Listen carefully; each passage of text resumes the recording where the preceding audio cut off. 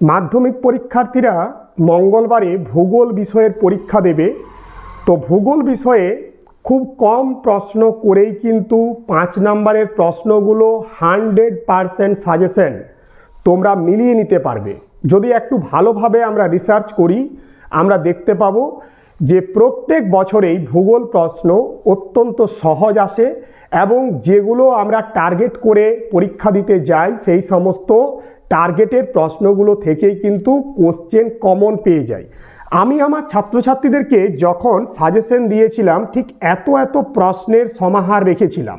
দেখো এই দিকে এত প্রশ্ন রেখেছি, আবার এই দিক থেকেও দেখো এত কোশ্চেন আমি রেখেছি।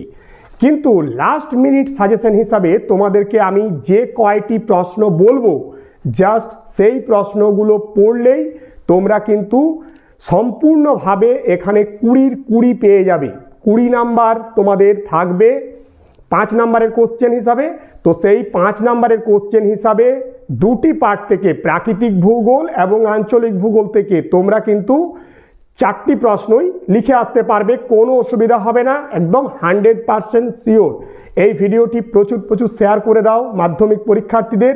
চ্যানেলে যারা নতুন তারা চ্যানেলটিকে সাবস্ক্রাইব করে দাও। দেখো প্রাকৃতিক ভূগোল থেকে আমি জাস্ট তোমাদেরকে প্রথম অধ্যায় থেকে একটি কোশ্চেন বলছি, যে প্রশ্নটি আসবে সেটি হচ্ছে হিমবাহের ক্ষয়কার্যের ফলে সৃষ্ট 3টি ভূমিরূপ চিত্র সহকারে ব্যাখ্যা করো। এই প্রশ্নটি প্রচুর ইম্পর্টেন্ট একটি কোশ্চেন, অনেক স্কুলের টেস্ট পরীক্ষায় এসেছে। পর্ষদের দেওয়া যে টেস্ট পেপার সেই টেস্ট পেপারে এই প্রশ্নটির উল্লেখ পাতার পর পাতায় আছে। এই প্রশ্নটি তোমরা কিন্তু একদম গুছিয়ে লিখবে, 5-এর 5 পেয়ে যাবে। প্রথমে তোমরা সংজ্ঞা দেবে, তারপরে এটার সৃষ্টি কিভাবে হচ্ছে সেই সৃষ্টি দেবে, তারপরে তোমরা একটি উদাহরণ দেবে এবং পারলে বৈশিষ্ট্য দিতে পারো, তার সাথে একটি ভালোভাবে ছবি এঁকে দেবে। এই রকমভাবে তোমরা যদি 3টি পয়েন্ট দিয়ে লেখাটি কমপ্লিট করো পুরো 5-এর 5 কিন্তু পেয়ে যাবে। 2 নম্বরের যে প্রশ্ন বলবো প্রাকৃতিক ভূগোল থেকেই, সেটি হচ্ছে পৃথিবীর বায়ুচাপ বলয়ের সাথে নিয়ত বায়ুর সম্পর্ক। একটি সুন্দর চিত্র আছে, সেই চিত্রটি তোমাদেরকে অঙ্কন করতে হবে। সুন্দরভাবে গুছিয়ে 3টি পয়েন্ট আকারে যদি লিখতে পারো এখানে কিন্তু 5 পেয়ে যাবে। আমি তোমাদেরকে বলবো, ধরো প্রথম প্রশ্ন এসে গেছে পরীক্ষায় হিমবাহের ক্ষয়কার্যের ফলে সৃষ্ট ভূমিরূপ এবং তারপরের একটি প্রশ্ন এসেছে পৃথিবীর বায়ুচাপ বলয়ের সাথে নিয়ত বায়ুর সম্পর্ক।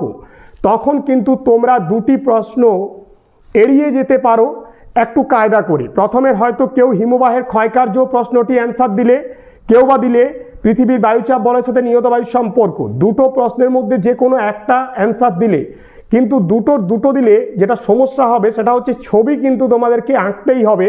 যারা ভালো ছবি আঁকতে পারো না তারা কিন্তু অন্যান্য প্রশ্নগুলো যেগুলোতে ছবি নেই বিশেষ করে সেই প্রশ্নগুলি তোমরা লিখবে। সেক্ষেত্রে কিন্তু নাম্বারের কোনো হেরফের হবে না। অনেকেই বলে ভূগোল পরীক্ষায় ছবি না দিলে নাম্বার পাওয়া যায় না, কিন্তু এটুকু তোমাদেরকে আমি জানিয়ে রাখি, ছবির জন্য থাকে 1.5 নাম্বার, ঠিক আছে? লেখার জন্যই কিন্তু থাকে 3.5 নাম্বার। তাই ছবি সবসময় যেগুলোতে বলবে চিত্র সহকারে সেটাতেই থাকে 1.5 নাম্বার। যেখানে চিত্র সহকারে কথাটি উল্লেখ থাকবে না সেখানে কিন্তু ছবি না দিলে কোনো রকম কিছু সমস্যা হবে না। এটা মধ্যশিক্ষা পর্ষদের গাইডলাইন থেকে নিয়েই আমি বলছি। তাই কেউ অযথা বিভ্রান্তিমূলক যে সমস্ত কথাবার্তা হচ্ছে সেই দিকে কান দেবে না। জাস্ট প্রশ্নগুলো ভালোভাবে পড়ো, প্রিপারেশন নাও, যাতে ভালোভাবে তোমরা ভূগোল পরীক্ষাটি দিতে পারো এবং 90-এর 90 পেতে পারো। কারণ এখন ভূগোলে প্রচুর নাম্বার উঠছে, একটু গুছিয়ে লিখলে, একটু কায়দা কানুন করে লিখলেই দেখবে তোমরা 90-এর 90 পেয়ে যাবে, কোনো সমস্যা নেই। এরপরে 3 নম্বরে একটি প্রশ্ন বলছি প্রাকৃতিক ভূগোল থেকেই, সেটি কি না, সেটি হচ্ছে জোয়ার ভাটার কারণ ও ফলাফল। ঠিক আছে, এই যে 3টি কোশ্চেন বলে দিলাম, এই 3টি কোশ্চেন থেকেই তোমরা 2টি কোশ্চেন 100% পেয়ে যাবে। 3টি থেকে 2টি কোশ্চেন, এতটাই সহজ কিন্তু আমাদের ভূগোল সাবজেক্টটি। তাই প্রত্যেককে বলবো খুব ভালোভাবে একটু চোখ বুলিয়ে নাও। আজকের রাতটা যদি চোখ বুলিয়ে নিতে পারো নিশ্চিতভাবেই তোমরা কিন্তু ভূগোলে ভালো নাম্বার পেয়ে যাবে। এবারে আমি আঞ্চলিক ভূগোল থেকে জাস্ট তোমাদের কাছে 3টি কোশ্চেন রাখবো।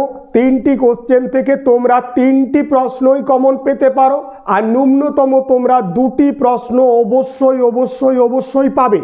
তো সেই প্রশ্নগুলি কি কি না, প্রথম যেটা প্রশ্ন সেটা হচ্ছে গম, চা, কফি, ইক্ষু, ধান চাষের অনুকূল প্রাকৃতিক পরিবেশ।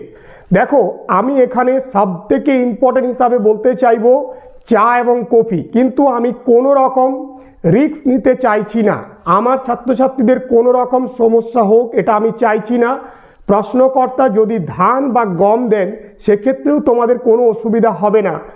আমরা প্রত্যেকেই লিখতে পারবো।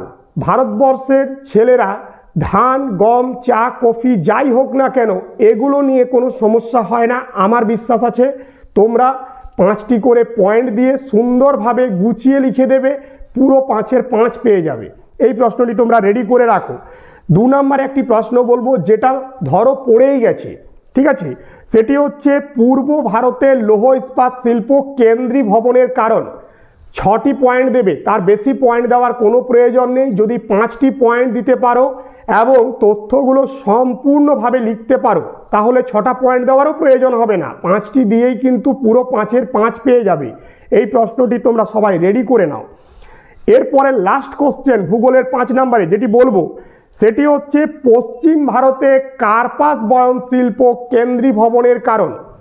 ইম্পর্টেন্ট কোশ্চেন, পূর্ব ভারত অথবা পশ্চিম ভারত থেকে একটি প্রশ্ন অবশ্যই আসবে।